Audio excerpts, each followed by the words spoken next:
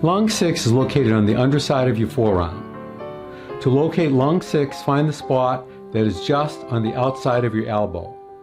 Then move your finger towards your body till it meets the tendon, like this.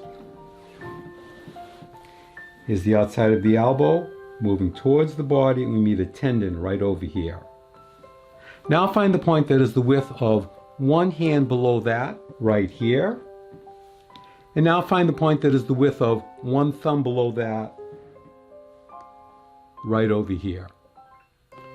Push in to find a point that is sensitive, sore, tender, or painful. That is lung 6. Activate this point by rubbing the area quickly 5 times, take a break for a count of 5, and repeat 4 more times. It might look like this.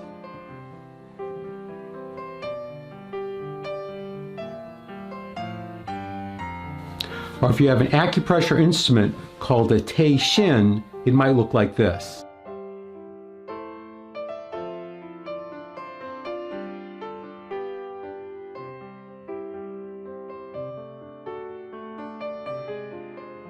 And here's another view.